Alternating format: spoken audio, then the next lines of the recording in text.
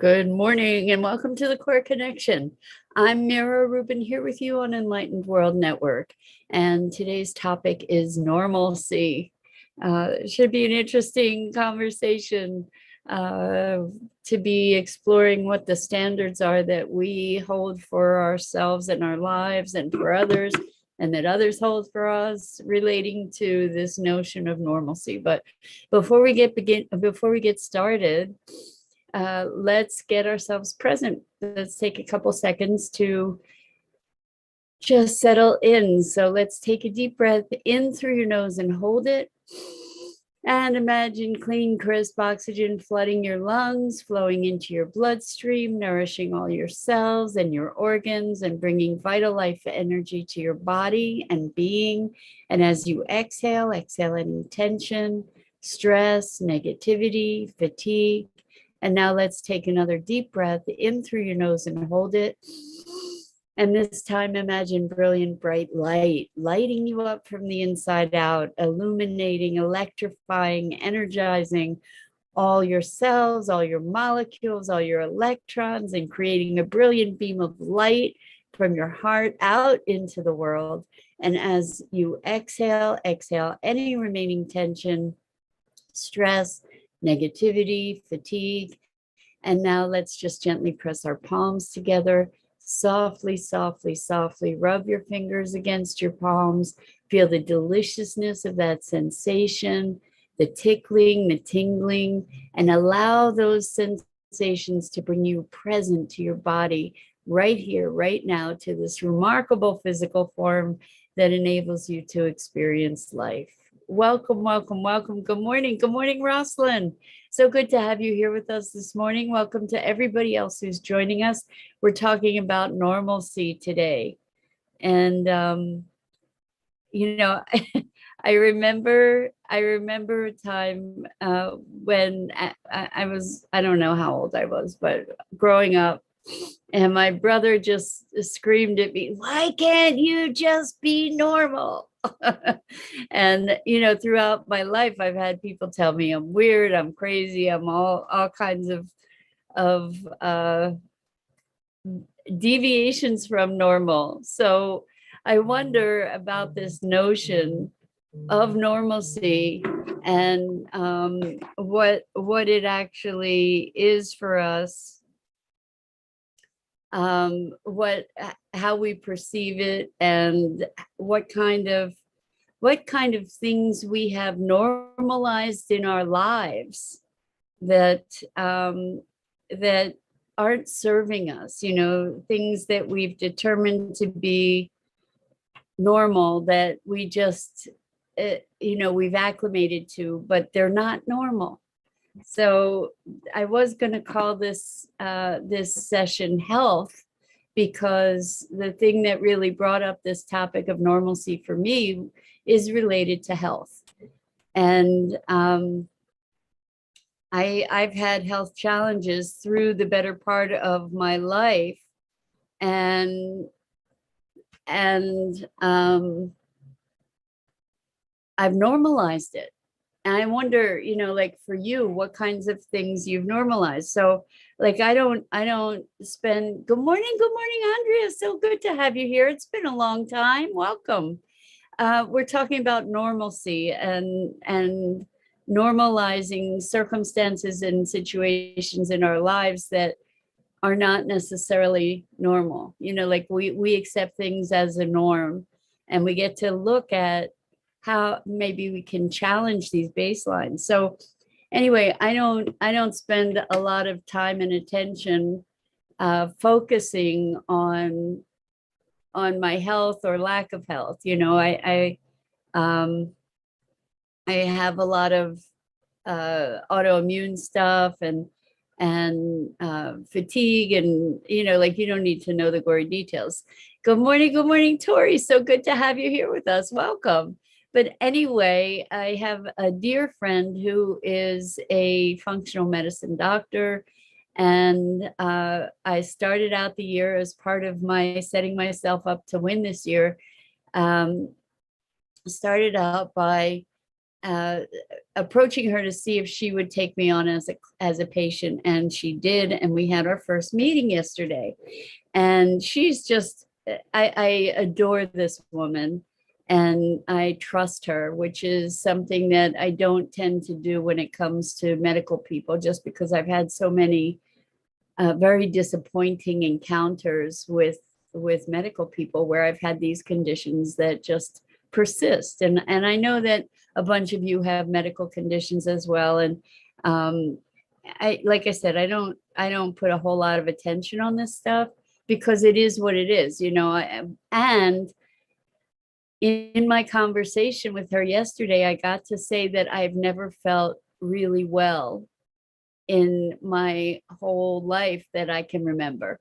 Maybe 1 or 2 days where I felt really good, but for the most part, you know, I manage. I manage, you know, how I am, and how my health is or whatever, and I just sort of take it as a given. And that's like been my baseline norm. And it was such a, you know, it was such a, the word that's coming to mind is tease, and I know it's not a tease, but to think that I could actually feel well, that I could actually feel energized, that I could sleep well, that I could, you know, have energy to really function optimally in life, you know, to have energy to do stuff. And I realized that I have normalized my my experience of health, that to such a degree that, you know, I'm like I said, it's not an ongoing, ever present issue. It's just how it is. Like that's how it's been. And to entertain the possibility that it doesn't have to be that way, that there's so much more available, that was really, really eye-opening. And it made me wonder, you know, I had another situation uh, where I live, there, let's say there's not a lot of maintenance for the building in the where I live. And so I've come to normalize that. Like I know how to live with it. I know how to live within the circumstance that's available to me. And and I had somebody pointing out something around that, and I was like, no, it's not going to happen. You know, I've learned how to navigate this situation, and you know, I know what to expect and what not to expect, and where to push the river or whatever. And that knowingness may be holding me in a normal that doesn't have to be that way.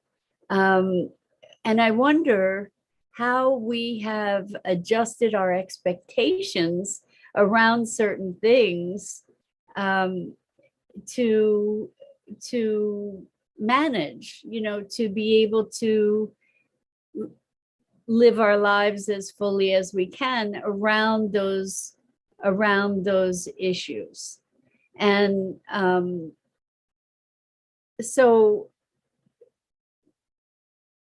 I can see where there's both a benefit and a deficit to our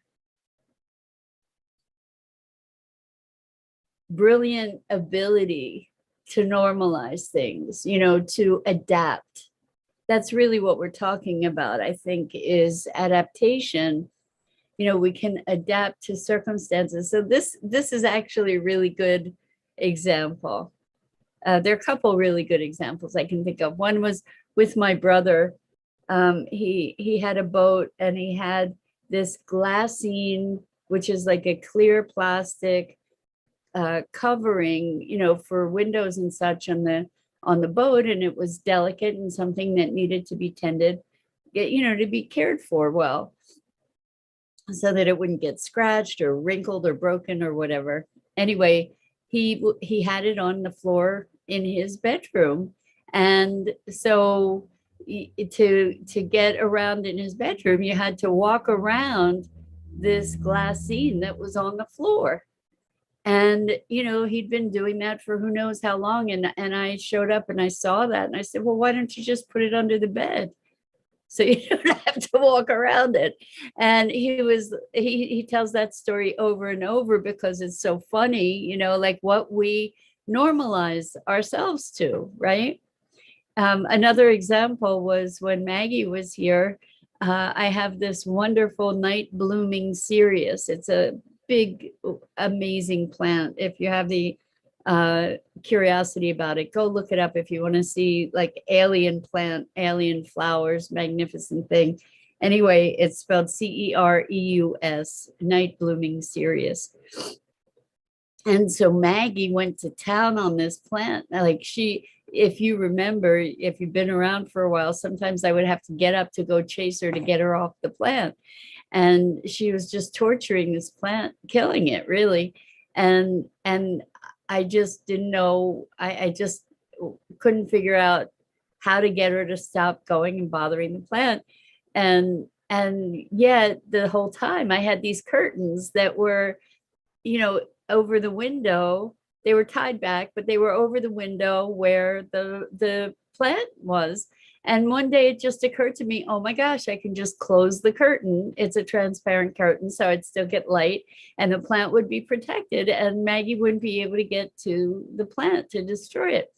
And it was like I had normalized the situation with the curtains open so that it didn't even occur to me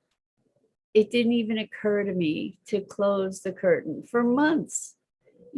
So we become acclimated to the norm, how things are, and oftentimes we don't allow ourselves to see beyond that possibility.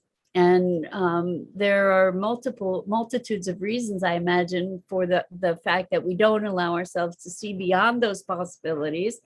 But like sometimes it's for safety, sometimes it's for allowing ourselves to be satisfied. Good morning, Catherine. Good morning. Good morning. So good to have you here with us. Welcome. We're talking about normalcy and how we tend to normalize things. And as a result of normalizing things, we don't tend to buck the system, so to speak, to expand beyond it, right? To entertain other possibilities beyond what we've accepted as normal. So I think it's so interesting. Rosalind says, I could do without daylight savings. I wish the time didn't have to fall back and move forward.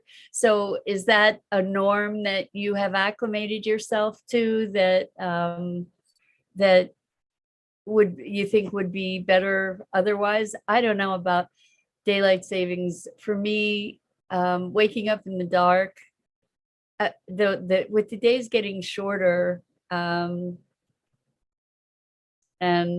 and waking up in the dark, I don't know. I think the reason they established daylight savings originally was so that people would be driving in daylight more. It might be more, it would be safer. I don't know.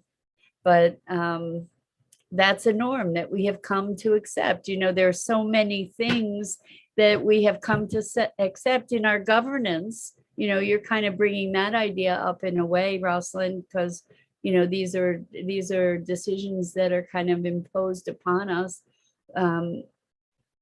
with our expectations of how things are politically. I can't tell you how many people I've encountered saying, oh, well, I can't do anything about that. You can't fight City Hall, kind of thing. And there's a lot of legislation that's being passed and a lot of policies that are being implemented now where we're normalizing a lot of craziness. This whole plague thing has really put us into a state where we're normalizing things like wearing a face covering all the time, like that has has become a new social norm in many circumstances, where we're getting used to the idea of showing some kind of card in order to gain access to different places. Like, we've normalized so many things. We just like go along to get along kind of thing. And I hadn't even thought about that, but amazing that glaring reality didn't come to play in this conversation initially. But I mean, that's pretty radical what we've normalized. And I think just like me and the curtain, to protect the plant, the curtains are tied back. Why would I think to untie the curtain to protect the plant? And I think that and with my health, like, that's what brought this whole topic up. With my health, it is what it is. I get to live life to the best of my ability, with my health being whatever it is. But the prospect of feeling really good, feeling really healthy, it was kind of outside my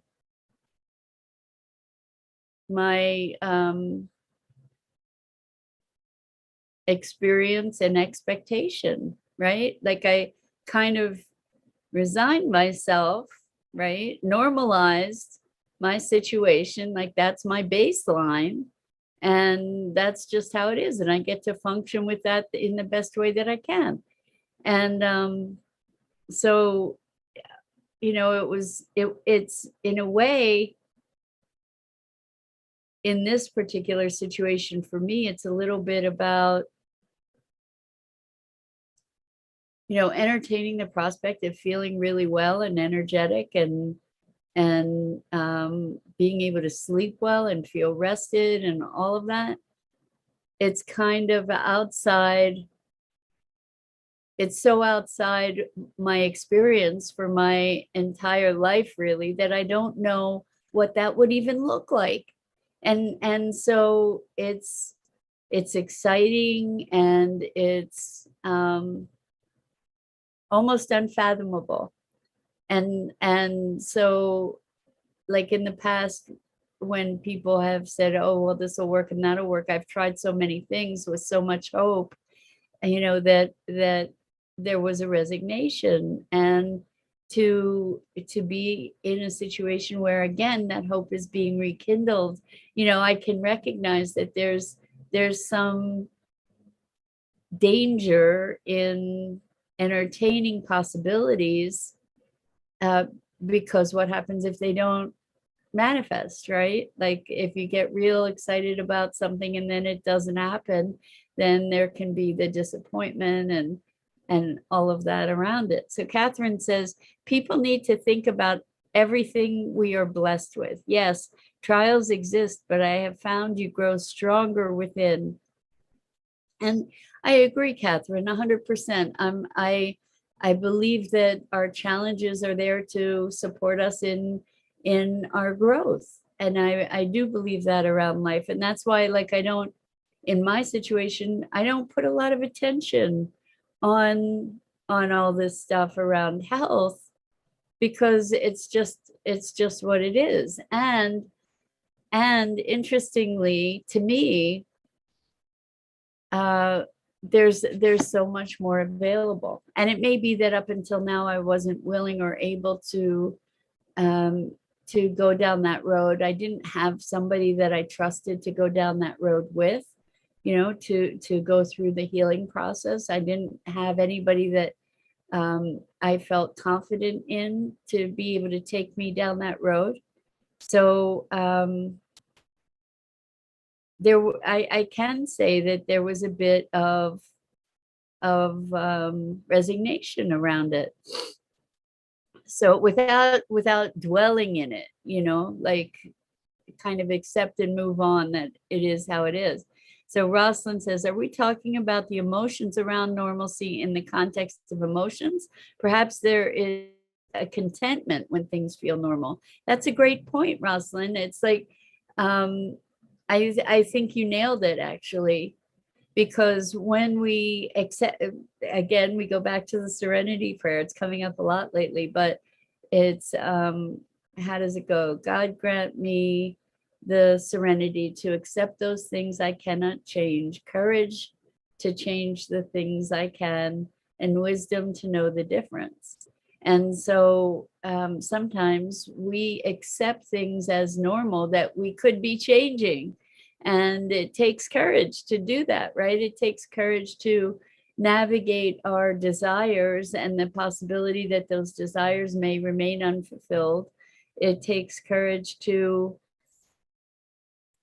disrupt ourselves from that emotional space of acceptance, because what are we doing? We're creating disquiet, we're creating disruption.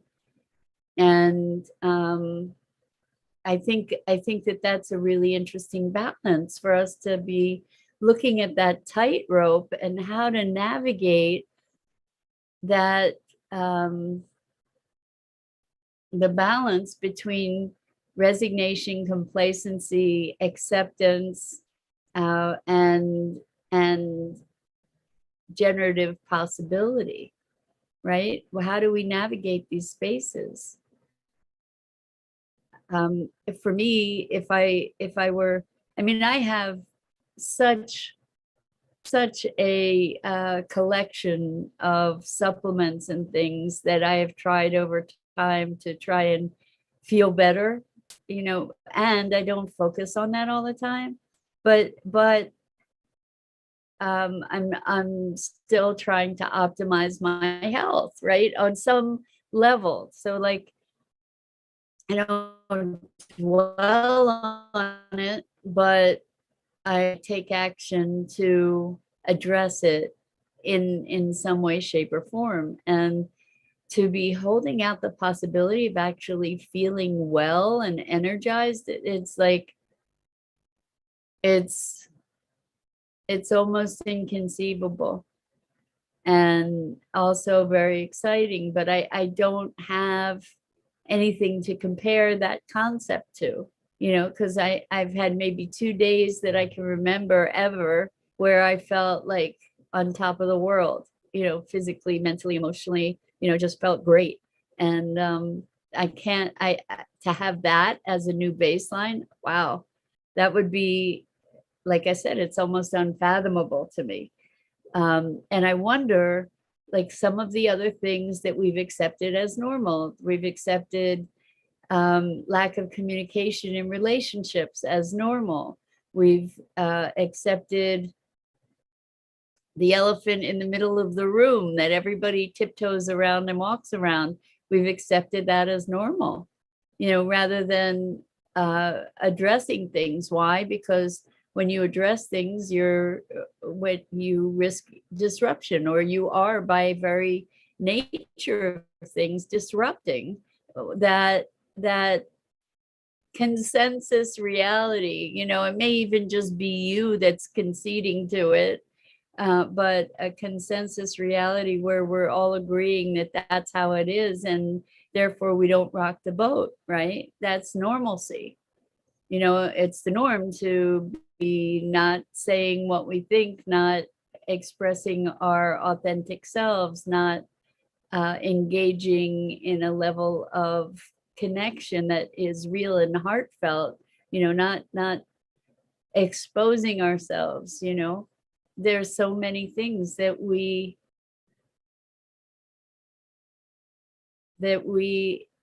accept as the norm. And I understand it, to your point, Rosalind, that there's a level of comfort and predictability and maybe control or illusion of control, because we think we know how things are, and we learn how to navigate that. We've adopted behaviors and adapted ourselves to navigate certain circumstances, right? And then when there's this norm, we don't have to keep revisiting it. So there's an economy of energy around that as well, right? because I don't have to keep rethinking and revisiting and putting energy in that direction. I can go on to the next thing. Catherine, you're so kind. Catherine says, I understand. You soothe my soul. God bless you. Thank you, Catherine. That's very, very kind. But these are things that are worth thinking about, right? It's like, what norms are we accepting in our lives that are not normal, that are not even okay, that we can, things that we can shift and change and grow with, things that we can transform, perspectives that we can shift, that open up greater possibility and freedom for us.